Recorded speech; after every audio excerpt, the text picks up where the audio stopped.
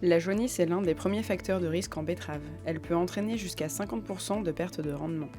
Le puceron vert du pêcher Mysus persicé est le principal vecteur des virus de la jaunisse.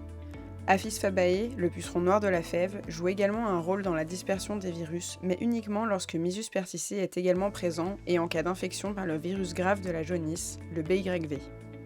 Or, depuis 2022, le BYV est le virus le plus présent dans les parcelles de betteraves françaises, et son impact est d'autant plus fort que l'infestation est précoce.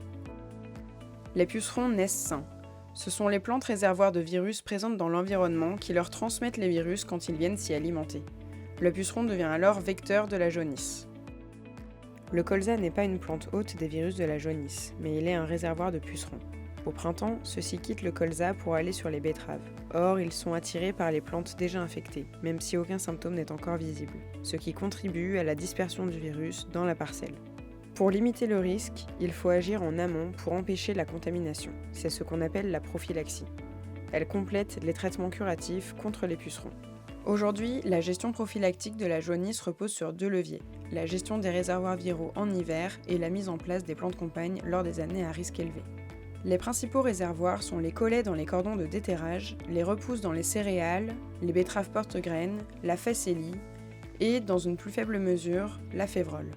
Une campagne de prélèvement dans les cordons de déterrage en 2024 a montré que 12% des betteraves qui avaient repoussé contenaient des virus. La gestion des réservoirs doit impérativement être collective. Des résidus de betteraves dans une parcelle peuvent affecter tout un secteur. Chaque année, courant janvier, toute la filière publie des recommandations pour détruire ces réservoirs. Le semis de plants de campagne est le second levier utilisable en prophylaxie. L'avoine rude et l'orge de printemps perturbent les pucerons. L'efficacité de cette plante de campagne est partielle, autour de 50%, mais intéressante en cas de vol précoce de pucerons. Les plantes de campagne doivent être détruites tôt pour ne pas concurrencer la betterave.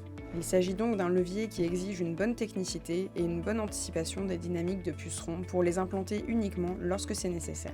En combinant des leviers prophylactiques, des moyens de surveillance puis des leviers curatifs, il est possible de réduire la pression jaunisse en 2026.